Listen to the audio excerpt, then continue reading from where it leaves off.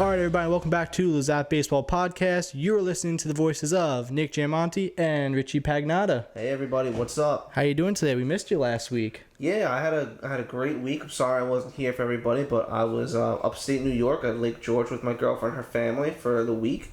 21 people in one house. It was a lot of fun. What did we do? I went, what's it called? I went tubing. I learned how to water ski after a year and just pure trying and effort. We did a nice little hike. We saw a waterfall, which was pretty cool. Oh, we saw a big-ass bird. It was a stork. It was like, honestly, it was kind of scary. Not stork. What's it called? Eagle? No, not eagle. It was like a big, giant bird that would stand. It was really scary looking. A crane. That's what it was. It was a crane. It wasn't scary looking, but like, it ruffled its feathers. Like, oh, this thing's about to attack everybody. But that was the only bad part of it. Everything else was a lot of fun, really cool.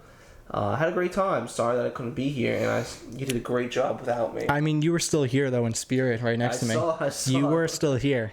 No, that was really cool. We couldn't hear you, but you were here. I was sending all my mental waves to you.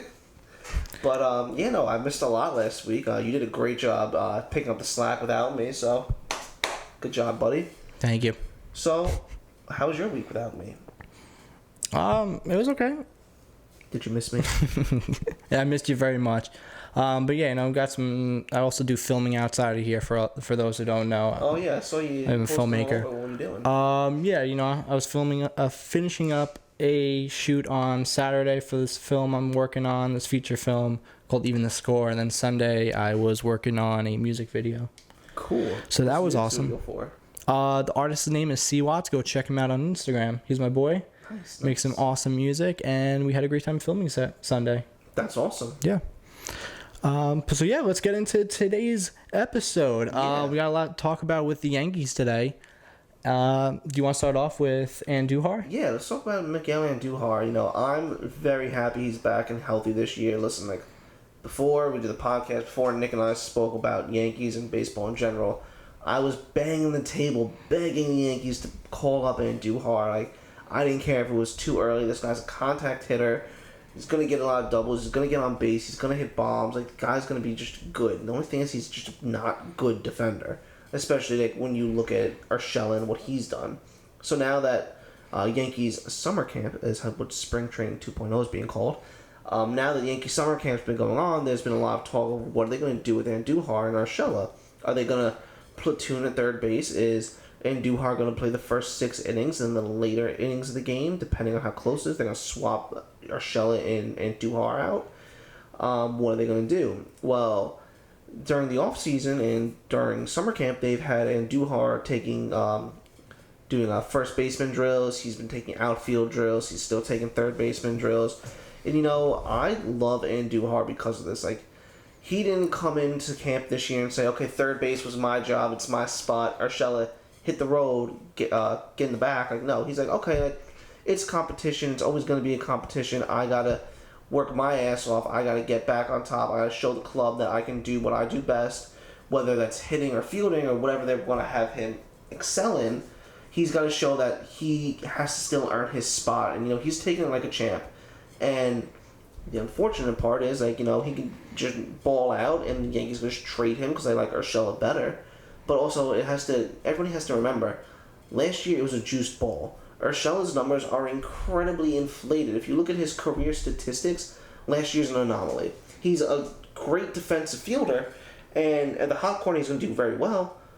But Andujar is consistently, in the minors and throughout his high school and college career and everything else he's done, he's a solid hitter, top to bottom. He's not going to hit too much power. He's not going to hit too many just blast singles. He's going to pound doubles. He's going to steal bases. He's going to hit homers. He's going to get on base. Going to walk. It's just a matter of what they're going to do with his fielding. And, the Yankees are really solid at every position on the infield except for first base. What are they going to do? Mike Ford played well last year. So did Luke Voigt until the end of the season. Now they're going to throw Andujar into that. So it's going to go from 2 people at both first and third to now 1 and third, 3 at first. It's crowded and it's messy. Well, I'm pretty sure, Urshela is going to be playing most of third base. And I think at times the outfield is going to get jumbled around a lot. So we're going to see Andujar playing more left field, I feel like, this season. And then when they give Urshela breaks, they'll throw him at third. Unless Andujar's bat picks up really well and say Urshela's drops this season, maybe they'll start playing Andujar more at third. This is where things get even more complicated. Okay, you want to put him in the outfield. Who are you sitting? You have 5 or 6 outfielders. You have Judge, Stanton. Stanton's probably going to end up DHing the majority of the season. The whole season is fine. So, but for shits and giggles, you got Stanton, Judge, Gardner, Hicks, Frazier, and who am I forgetting? And Talkman. Yeah. And now you want to put in Andujar. So now you have 7 outfielders. Okay, we'll call it 6 because Stanton will DH more often than not. But now you got 6 outfielders, and you're not going to bench Judge. And you're probably starting Hicks over Gardner if Hicks is healthy. I mean, they just gave him a big contract. And then you have left field. Who you put in left field? Talkman did very well last year. You put Gardner in left field. Gardner's great. But then what do you do with Talkman? What do you do with Frazier? What do you do with Andujar? Well, Frazier's been he's just had a whole cluster problem the past couple of years when it came to, is he going to be up? Is he going to be down? Is he going to be up? Is he going to be down? And that's just like a whole nother topic of what to do with Quinn Frazier. But Talkman is still... Talkman's solid. He is a great player. Yeah, he proved a lot last year when there was a lot of Yankees hurt. Yeah, he came up last year and said, okay, next man up mentality. Like, I'm going to ball out, do what I can to help the team, help them win. And he did a great job. So it's like, okay, good. But now it's like it's very difficult of what you can do with Andujar. The only real thing that I think they can do, and I don't know if they're really going to pull the trigger, they've dangled him in trades before. Do you package Andujar and Frazier, and who do you target? You have Garrett Cole now. You have Severino next year. You have Paxton. You have Tanaka. You have Herman. You have Schmidt. You have King.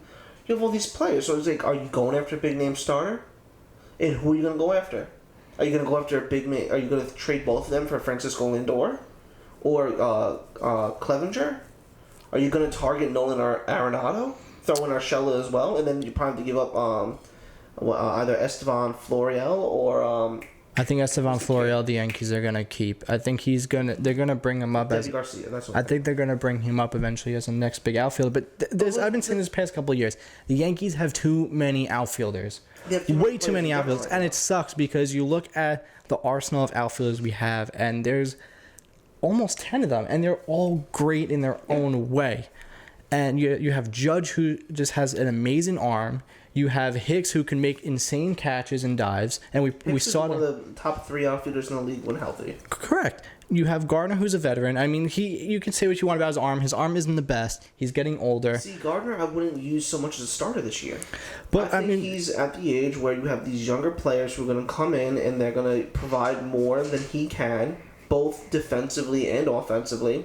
That you keep him on the bench. He's the veteran leader. He's the clubhouse leader. He's a pinch hitter because he's one of the more clutch players on the team too. Mm-hmm. Literally, I've been to like a ton of Yankee games, and the games have gone to extra innings or were tied to the 9th. Gardner comes up with a clutch hit or a home run or the big RBI, whatever it is. Like, he gets it done. I love Gardner, but I think his time as a starter's passed. I think it's time now. You're looking at Frazier, Talkman. Even Andujar. The thing with Frazier is he has a lot of defensive problems, and we saw that last year when he was playing right field.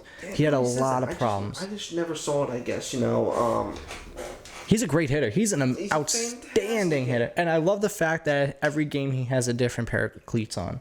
He takes shoe brands and he converts them into cleats like SBs or Air Force Ones. It's awesome. It's a very cool thing. If they can fix his defensive problems, then maybe he can start in left field. But right field is meant for Aaron Judge. Yeah. Center field is Hicks.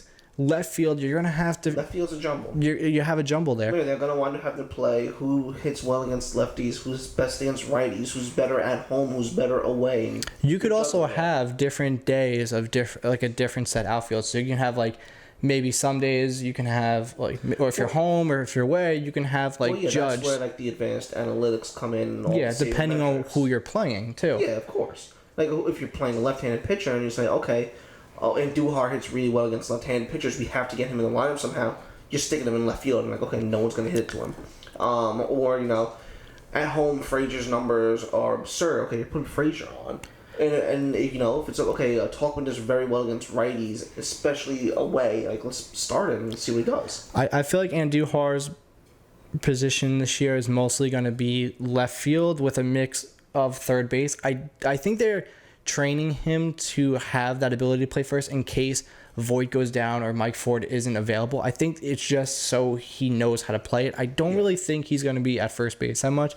I think that's going to be between Mike Ford and Luke Voit. And like I was saying to Richie before the podcast started, I saw a video of Gary Sanchez actually taking some grounders at first base. And I don't know if that was maybe just for practice or maybe they're trying to do something there. But he had a first baseman mid on, and it looked like a serious thing. Like, it didn't look like they just threw him. They're like, hey, just go take some ground balls at first base. Like, but it looked like they were seriously trying to have him be able to have that ability at first. But he didn't look comfortable, though, in the video. Yeah, of course not. He's a catcher. Just leave him at catching. Just leave first base to Mike Ford or Luke Voit. Yeah, I mean, I think 3 to 5 years from now, we can really consider him at first base. Catchers' knees, like, they get blown out very quickly, very easily, and then their careers are done. And it's unfortunate. I mean, look at Posada, look at Posey now. Look at Joe Mauer. But they put Joe Mauer at first base. I wouldn't be surprised if later in Sanchez's career they try to shift him to first base. It just makes sense. I think I wouldn't be surprised if they try to get him ready as an emergency first baseman. But I think they would more so use Andujar for that right now. I think Andujar is going to be the emergency first baseman. It's Andujar is a very interesting player with his versatility. They're kind of like turning him into DJ LeMahieu because he can play all over the infield wherever he wants, except shortstop. He doesn't really play there. I wouldn't say they're turning him into LeMahieu. But they're a utility-style player. They're not even trying to do that. They're trying to find a position he can just not be bad at.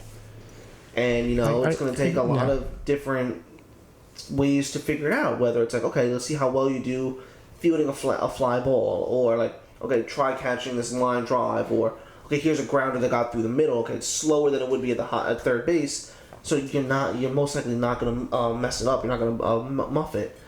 So I think he's better off in the outfield for now. Urshela just has the defense down at third base. He does, but unfortunately, I don't anticipate seeing what he did offensively last year carry over to this year. I think that it could be quiet. I think what's going to happen is the Yankees are going to wind up starting Andujar for the first 6 or so innings of a game at third base. Once he has an error, he's probably getting pulled. He's going to be on a very short leash.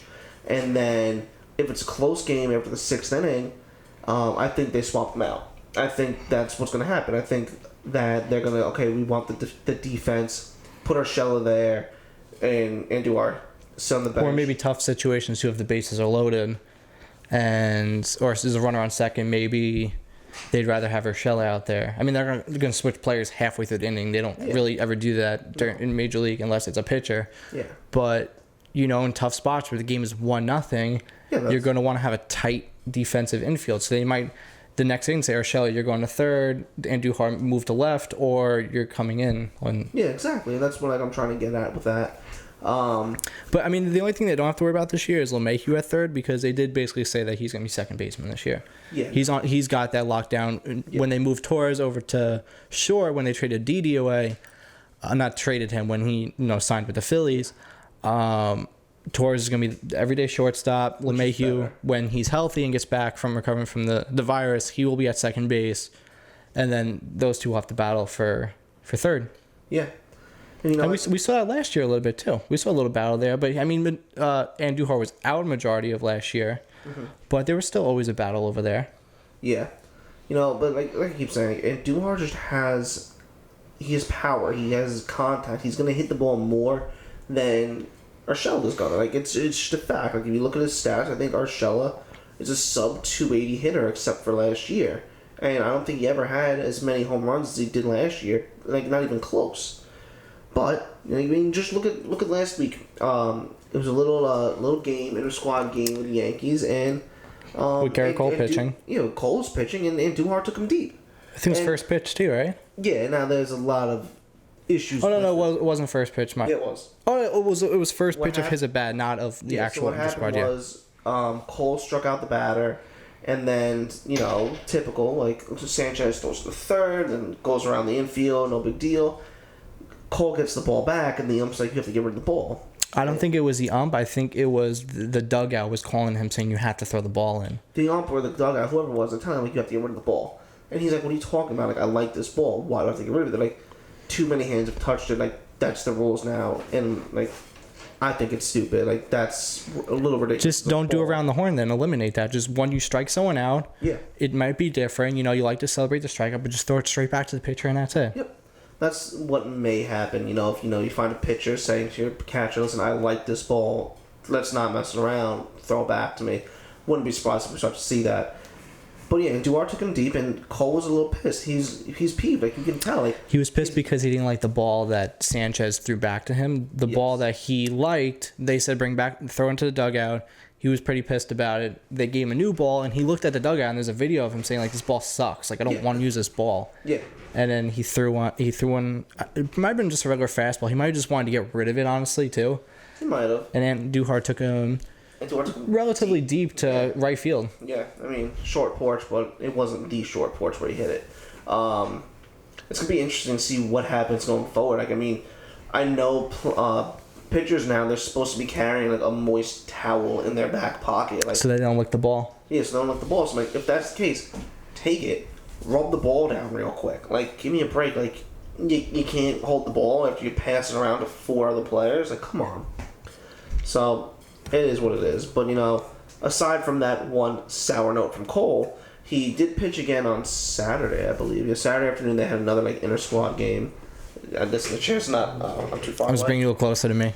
Yeah. Sorry, I didn't like you. So they had another inter-squad game, and the announcer kept talking, like, how far is Cole going to go into the game? Games start in 2 weeks, week and a half. What's going to happen? How you want your pitcher to be ready? Like, how many pitches are you going to throw? So, I guess it was middle of the 6th inning. I was busy doing other things and looking at it here and there. But Cole got up to about between 70 and 85 pitches, I think closer to 80, 85. Struck out 9. Dude was dealing. Now, everyone's going to make the argument, like, who was he pitching against? Like, was it really that dominant? No, he was pitching against great players. He was pitching against the Yankees back. Because what they did was, basically, what the Yankees did during the inter-squad games and what other teams have been doing, during summer camp is they've been taking their potential lineup of basically who their starters are going to be and using the rest of their roster. So kind of like players that they called up. Like, for instance, the Yankees had Tyler Wade and Duhar, Frazier, Florial. Why can't I think of his name? Who plays second for them? Wade? No, not Wade. He got called up last year. Maybe it's Estevan? No, that's Estevan Florial. What's his name? Estrada. That's what it was. Tyro Estrada. He was on there. So basically players who we've seen already. I mean, we didn't really see Florial last year. I think this is his big come-up was this year. But players that we've seen last year who filled in for all those who were hurt. The 19 players who got hurt over the season who played very well for us last year. That's who the Yankees were playing. So it was Yankees versus the Bombers. So you can't say, Cole was just throwing against nobody. He was throwing against Frazier and Duhar, some solid players, Tyler Wade. There are players in there who haven't seen him before, but still, he was really dealing in New York. He's not trying to, like, go out there and, like, not throw. Like, he's going to give it his all. It's the middle of July, and there's been no baseball. So he's given it his all. Like, this is the most he's played in months, and he's trying to get himself into shape. So he's going to do what he does best. But I think it's a stretch to say he was pitching against major league talent. Like, he has pitched against Judge, Voit, and Urshela, too. No, I get that, but I'm saying this game this on Saturday. There was no, like, real established, like, MLB players on. No, I'm not saying he was on that team who was going up against, like, a Harper, Mike Trout, or like or Lindor. I'm saying he did very well, but I shouldn't say like this is the second coming of Jesus. Like, He was playing did very against well. average style baseball players. Exactly, and not that we have to worry about Cole. He's gonna dominate.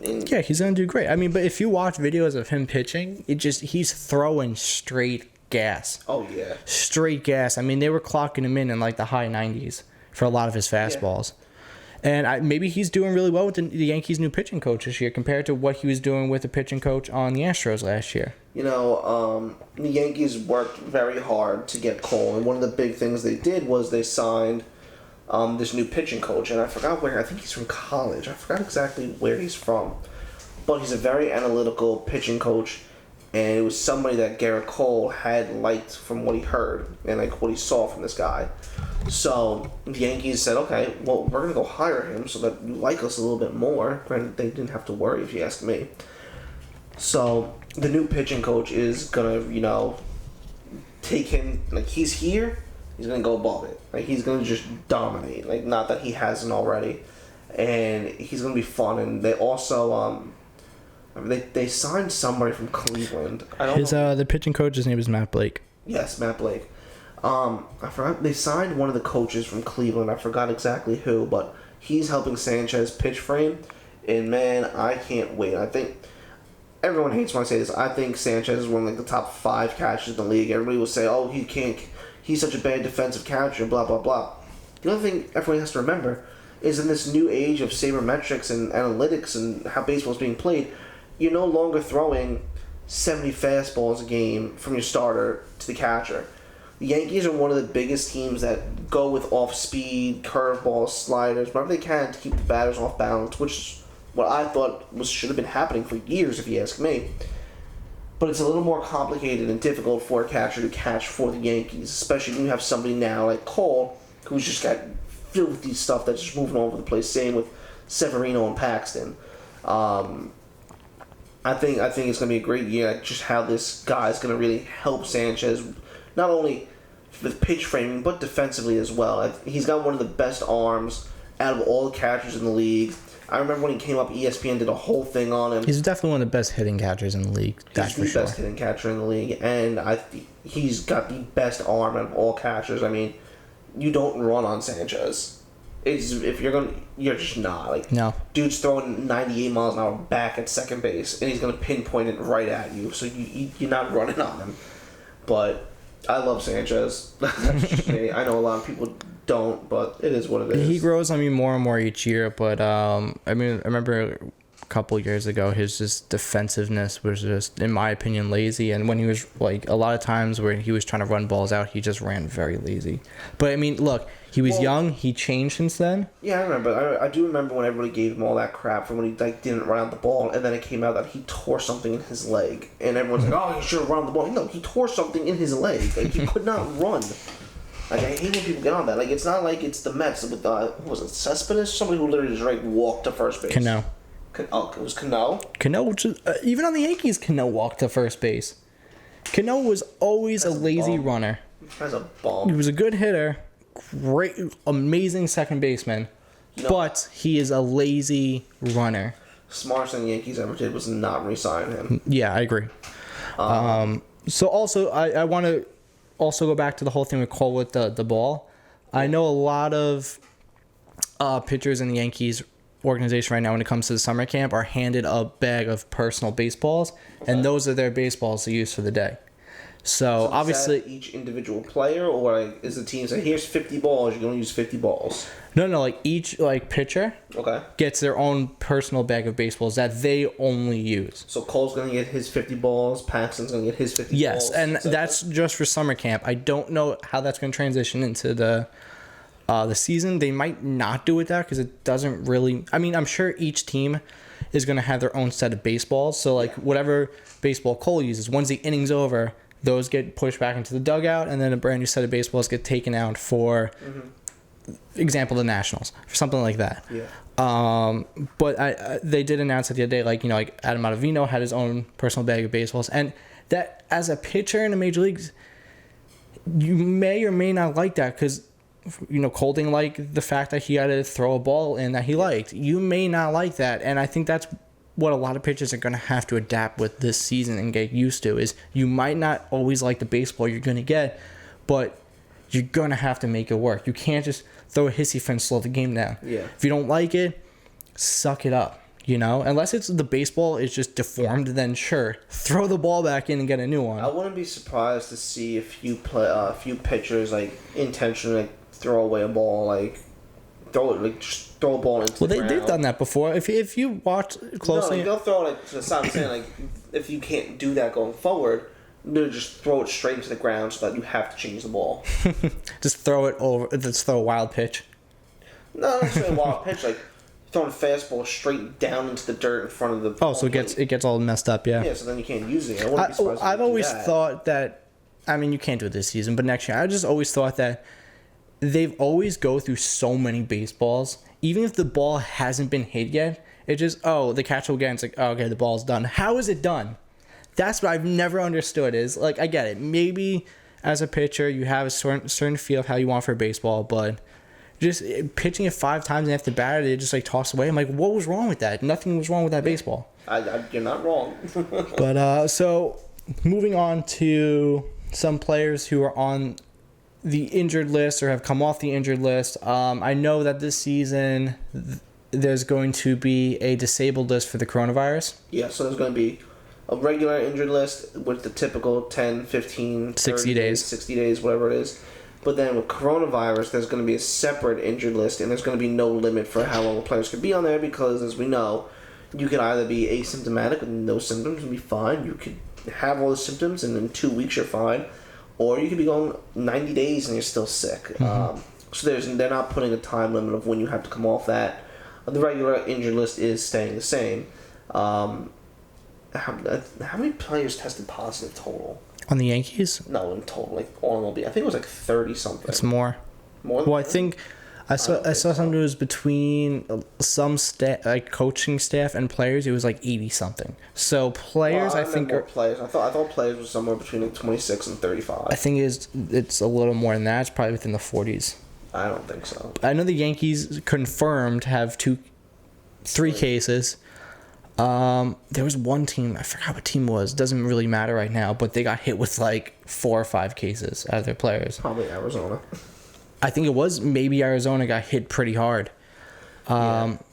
But right now we know, last week we already knew LeMahieu was out and Luis Cessa was out with it. But now a really big blow, Chapman's out with it, and they're saying he's out indefinitely. They're not even saying, okay, in 2 weeks he'll be back. He should be okay. He's got more symptoms? I don't know. I am worried, though, that the fact they're saying out indefinitely as opposed to, okay, he's just going to go on the injury list. We'll know more as time goes on. It's no, out indefinitely. That's a big blow. I mean... Especially if you don't have Betances anymore, who can fill that closer role. Yeah, now that you don't have Betances. But, I mean, you have Zach Britton, and he's been a solid closer. He was a solid closer for the Orioles throughout his career. I think they've always low-key kind of wanted to make him a little bit of a closer. If, Chapman fell back or got hurt, I think he was always kind of the backup closer. I know he's more of a reliever right now in the Yankees. Yeah. But he does, like you said, have that closing ability. Yeah, I mean, he has the experience behind him, so slotting him into the closer role once again, it's nothing new for him, and he can handle the pressure. There will be more pressure now on Ottavino, and I mean, Yankees used him a lot last year. Literally, I felt you turn on every game and he pitched, whether it was one batter or. And he did great. He did great though. He was fantastic. I love Ottavino. Me too. I mean, dude's got the nastiest slider in the game, but. It does beg the question, what's going to happen now with the bullpen? It's your strength, and your strength is those 3 big players, Chapman, Britton, and Ottavino. Now, don't get me wrong, they have a ton of other relievers, but those are the 3 big ones that they use constantly. And now that they lost Betances, that's a slap in the face for all this. So, I mean, obviously we wish the best for Chapman to get healthy soon, not only for the game, but for himself. Got to put that before everything. So you got to hope that he gets healthy soon. But I am interested in what's going to happen with other players. I know there's daily tests that go on between getting your temperature taken, and then they do the thing up the nose. And do they do the thing up the nose? I thought it was just temperature and... So they're doing the temperature every day. They're doing the nose swab, I think, once a week. That sucks. Or once every couple of days. And then they're drawing, I think, blood once a week. So they have all these tests in place. So it is to ensure that everybody is healthy and safe. I mean, you look at the NBA right now; they have very similar parameters in place, and I think they finally have all the teams down in Orlando. They went from 33 players testing positive of the 22 teams they were using to now only 2 players tested positive, and unfortunately one of them is a big superstar in Russell Westbrook. And then I think somebody from the Rockets must have gotten it because they quarantined the whole team. But only 2 people got it, so it shows that with the proper testing in place and everybody doing what they're supposed to do, everybody's healthy. MLB rosters are more than twice the size of that. It's not as much of a contact sport, so that's the one good thing. I mean, we're not rubbing elbows going for a rebound. You're hitting a fly ball and the only contact you're having with other players is holding the exact same baseball. Yeah, holding the baseball or charging the mound. Which I'm sure that's going to be a mess. I can't wait to see it happen. I know there's a set rule in right now going on that the managers cannot come within 6 or 10 feet of the umpire, even if they're pissed off. They're gonna have to argue from the dugout, basically. You know what today is? Today is Tuesday. Today is the 1-year anniversary of my guys are fucking savages in the box. Fucking savages! You're blowing this game, man. Oh, is it actually 1 year? Yeah, I saw it online today. I love that. That was fantastic. I love Aaron Boone. Honestly, Aaron Boone is amazing. I was so happy when we hired him. I wanted him over everybody else. I was like, "You're crazy." I'm like, "Am I though?" No, he's great. I love Aaron Boone. We still have Tanaka on the deal. I don't know if he's really on a disabled list. I think he's more of just like. No, it's a disabled list. Is he on the disabled Yeah, list? concussion. But what is his return time on that? Because I mean, with what's going on with football and what's happened in the past, like teams and leagues are very skeptical about when they're going to release players from a concussion. I mean, look at Clint Frazier last year. He always had problems with concussions. Though. He had 2 concussions, and they were both last year. I know, but I'm just saying he had problems with not always. I mean, it was just last year. He got a concussion, and then when he said he was good to come back, and the team agreed, like, okay, great. It was clearly too early because he got another one that day. And now you're taking a 96, 98 mile an hour ball off the side of your head. That's got to be a lot worse than running face first into the one he took off a stand was 1 something. Was 112 actually. Yeah, even worse. I did see that after that happened, like he was with the team and he was like goofing around and having a good time, and even the announcer said yesterday that he's at Yankee Stadium, he's doing whatever they let him do. He's cracking jokes, he's got a smile on, he's having a good time. So hopefully he's fine and he'll be back soon. I know we're not going to see him pitch for 2 weeks anyway because the season starts next Wednesday or Thursday.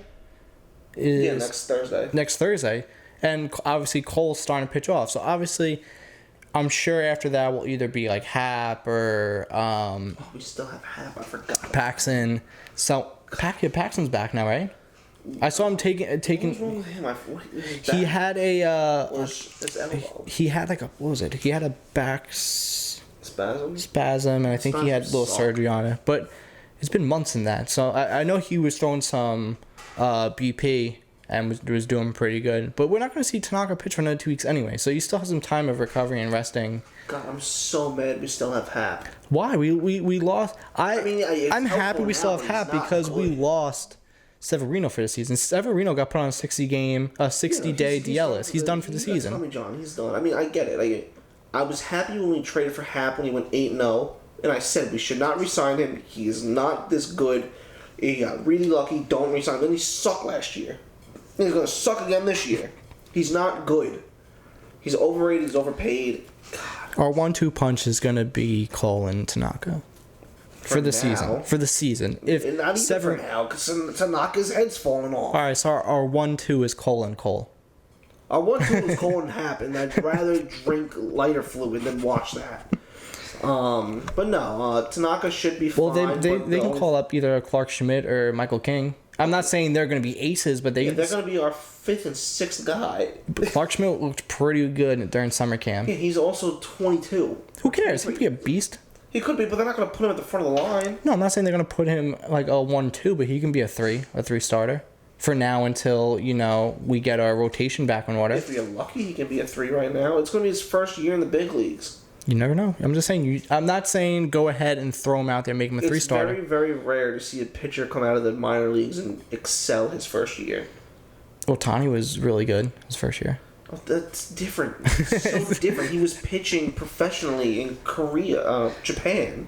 Yeah, he did have a career over there, but he's still a beast. He had a career. I mean, it's very, very different. And even then, I thought he was an overrated pitcher. So look at Severino his first year. He was trash.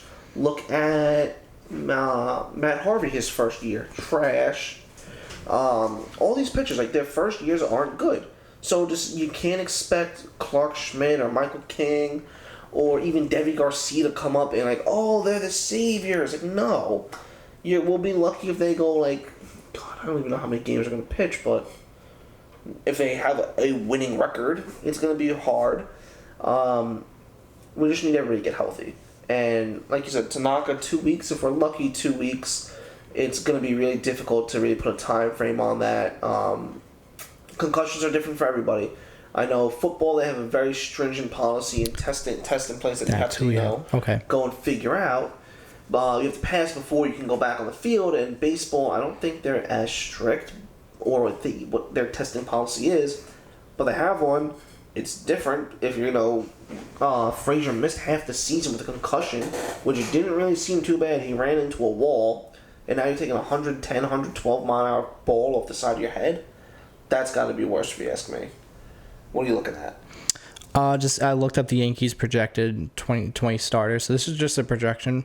But you have Garrett Cole, Tanaka, Happ, Paxton, Jordan Montgomery comes back. Ooh, I forgot about him. And Jonathan Loizaga. Well, Loizaga good too, but I mean, I like Loizaga. But I forgot about Montgomery because he was really good, and then he had Tommy John surgery too, and he came back end of last year too. He had 1 or 2 starts, but he came back. He was a reliever last year when they came back. He couldn't start. I'm trying to look up what's with Paxton though, because they said he was throwing. Let's see, when was this? This was June 30th, so this is about a week or 2 ago. 2 weeks ago. He said he's ready. He had surgery on February 5th. Then with COVID shutting down baseball, he had plenty of time to recover. He's been throwing bullpen sessions, simulated innings, and he said he's ready. So, they're obviously going to tread lightly on him, but we'll see. Yeah, they're not going to overwork him. I mean, he was typically a guy in Seattle who would go 200 innings, win healthy, but that's also Paxton's other problem. He's always hurt. Yeah, he threw a simulated game Sunday. Yeah. So, I hope he's healthy. I hope Tanaka's going to be fine. I would like Cole and Tanaka to be a very potent 1-2 punch, but I can't wait for next year when we have Cole Severino as a 1-2 punch, because that's going to be fantastic. That's going to be awesome when that comes back. I can't wait. I miss Sevy. And then we're going to have Herman next year. Next year's, rotation. Oh, yeah. I keep forgetting about Herman sometimes. He's out for the season. Well, he got a 60-game suspension. Now, if it was a full season, he would have been back by now. But he's out. He's out. Him and Severino are out for the season.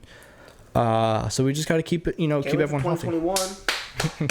Yeah, baseball 2021, which they did. What are they going to do in 2021? This team's so stacked with so many different things. What are you going to do? A lot of people's contracts are up this year. Who? Judge, LeMahieu, Tanaka's is up, Paxton's is up. Judge is on arbitration. He's not going anywhere. LeMahieu, they're going to re-sign. I'm not saying these players are going anywhere. I'm just saying those contracts are up. LeMahieu was just dubbed the best second baseman in baseball. The Yankees are... If he has the same year he did this year, or even better as last year, even if he's not as good as he was last year, but he's still a great player, the Yankees are still going to re-sign him because he is just so clutch. You can have him play first, second, third base. He's a great hitter. He was a beast for us in the playoffs last year against the Astros. They're gonna do whatever they can to lock him up. Judge is still in arbitration for another couple of years. Tanaka, I don't know if they'd re-sign him with all the depth they have in pitching and just how up and down he's Tanaka? been. Yeah. I'm picking Tanaka over Paxton. That's who. If it comes down to them deciding who they have to re-sign, it's going to be Tanaka. They gave up a lot to get Paxton, though. That is also true. I'm pretty sure they gave up the dude Sheffield at the time. Justice Sheffield. And actually, that kind of turned out in the Yankees' favor because... Not only, like I said, first-year rookie pitchers are trash. Give him time. Like, there was a lot of hype with him. I mean, him and CeCe were best friends, and CeCe said, like, this kid's going to be good. Like, he's going to be great. Like, CeCe personally pitched with him and helped him work on his mechanics. Sheffield will be good. It will be interesting to see what happens with Paxton. I would keep Tanaka over Paxton strictly because of how dominant he is when, the pressure's on. But I don't know. They got a lot of pieces. They might let both of them go, honestly, like focus on Montgomery and Loizaga. They keep drafting all these young pitchers. Clark Schmidt looks good. Michael King looks okay. You got Devin Garcia. Or you could trade all these players and you can go and get. We don't need any more players. We need. I swear, if this offseason they either let them go and sign a new outfielder, I'm going to be so pissed because I know that's something. I don't think they're going to go after any outfielder. No, but that's something dumb that they would come up with. It's like, oh, we got a new outfielder. It's like, we don't need one. I don't think they're going to do that. I mean, they just gave you're paying Stanton. You have to pay Judge. He's still on arbitration. You're still going to pay him whatever it is. You just gave Hicks a big contract. You still have Frazier, who's still got arbitration years available. Judge is a Yankee. He's not going anywhere. He's not going anywhere. You got Talkman, you got Frazier, you got Andujar for possibly left field. But then you also have to remember, you have Estevan Florial in the minors. I didn't understand the point of the Aaron Hicks 7-year contract when you have Estevan Florial in the minors. Now, yes, unfortunately, he's been battling injuries, and it's been a struggle for him to stay healthy. But he's one of the most sought-after prospects on the team. When Yankees go in and make trade talks, the two people they demand, we want Torres, we want Florial. The Yankees say, politely, go F, you can't have Torres. But maybe we'll talk about Florial. Like, he's become more... It used to be, no, you can't get Florial. And this one is like our 10th to 12th ranked prospect. People are like, oh, no, this kid's a 5'2" player. No, we want that guy. Now you can't get him. And then the next year, he jumped from, 10, 12 to, our third prospect. Now he's our best prospect. I love when teams ask about Torres. It's a straight up no. Cashman even says, because I was going into summer meetings maybe not last year or the year before that on one of his rookie seasons, and he's like, just don't even ask because I'm not even gonna give up Torres. Like, don't even bother. Andujar and Torres are off the market. Don't even bother asking. But, I mean, Andujar is on the market. They would be very willing. I think he's more on the market now than he was in the past. I think... Listen, there was talks about him last year being traded. Everybody knows the Yankees needed pitching help, and they were willing to do whatever it took. They went out and just bought him. They went out and just bought Cole. Oh, yeah, I mean, it would have been easier, though, if they could have got him 3 years ago. That's what also pisses me off. The Yankees had the better trade for Cole. Every possible person who saw the two offers said the Yankees' offer was way better than what the Astros offered. No one knows why the Pirates traded him to the Astros. Collusion. But, I don't know, 2021, I can't wait for next offseason. We didn't even start this season yet. It's going to be very interesting. I love trades. I love free agency. I would not be surprised if, the Yankees, they go out trying to grab a big bat by the end of next month. You can make trades this year. I'm pretty sure there's a small little trade deadline in August. I wouldn't be surprised, though, if they go and they trade like how they did last year for Edwin Encarnacion. If they go and they try to trade for a big bat somewhere. They don't need it. Like kind of like a season borrow type of thing. Because, like Encarnacion, he was only on the Yankees for last season. Yeah. Or Maben, when they picked Maben up, he was only on the team for last season, too. Yeah, rental. I mean, it's like a season rental. And I think, you consider it. I mean, also, you consider trading Andujar and Florial for Noah Syndergaard. The Mets are still never going to give him up. They almost did. I mean, Yankees and Mets don't typically make trades, but Brody over there... If Rodriguez buys the Mets... Oh, yeah, side note, there's 4 bidders, according to Bleacher Report, of who's going to buy the Mets. It's going to be Steve Cohen, the billionaire, offering $2 billion for SNY and $2 billion for the Mets. Will it be a group of investors led by J-Lo and A-Rod and a bunch of football players? Will it be this group of 2 people I've never heard of, or will it be the mystery bidder? Tune in forever from now to find out. 'Cause we don't they're know. cross town rivals. If you think about, if you're a Yankee fan, you don't really root for the Mets unless they're in the playoffs and doing well. All right, sure. I root for New York. I'm more of a Yankee fan, but I root for New York. Diehard Yankee fan. All I have to say is I just feel bad for the Mets and their fans that they have to go in every season just breaking 500. You know what I mean? I just feel bad. Listen, they've been to the World Series more recently than we have, so... That is true. They didn't do that well in it, but they were in the World Series. That was a magical year. I'm so upset they didn't win that. Like, just the whole trade drama of what was going on when they got Cespedes, how the pitching staff was going. I saw Cespedes was taking some grounders at first base, too. The fact that they even have him in camp right now is amazing, and that goes a lot to the GM and the head and the manager to get him there. I think Beltran had a lot to do with that too. It's unfortunate he's not coaching for them. Oh, also too, this week, which we'll actually talk about next week, before the season starts, the Yankees are playing some games against the Mets this weekend. Oh, cool! I didn't know that. They are playing just kind of like practice games. I don't remember if it's at Yankee Stadium or Citi Field. I could look it up really quick. But I know that that's going down, and I'm pretty excited about that, actually. That's so cool. I can't wait to have real baseball again. Literally, the last couple nights I've been home, like, I don't know what to watch. I'm putting on Yes. I'm like, oh, awesome. They have summer camp games. I'm excited. But, yeah, no. Whenever they have these Yankee Met games, I'm excited. I know they have, I think it's 4 or 6 games scheduled to play them during the season. So that's going to be a lot of fun. It's going to be real cool. Yeah, they're playing exhibition games. I'm just trying to see where they're playing. They are playing Citi Field on July 18th at 7:10 in the Yankee Stadium on July 19th. Awesome. So that's going to be cool. That's going to be real cool. Have real baseball again. Yeah, and also, too, I think this year the Yankees and the Mets are going to play on No, I already know what you're going at. That's next year. That's next year. They're going to be playing on the 20th anniversary of 9/11. Do you remember what's at Citi Field? So I don't care how much tickets cost. I will be at that game. I will like to go to that too. And the Yankees got replaced in the Field of Dreams this year, which I'm really upset about. Yeah, that's unfortunate, but because of Corona and all that stuff, the Cardinals replaced them. Yeah. But anyway, that's going to wrap up for today's episode. We had a lot of fun. You know, it's great to have Richie back in the studio. We talked about a lot of things. We got a lot done. Yeah, so we'll be back next week to talk more about what's been going on, in the world of baseball with the Yankees. And like I said, about the exhibition game this week between the Yankees and Mets. And we'll keep you guys updated. Follow us on all our social media platforms, which are...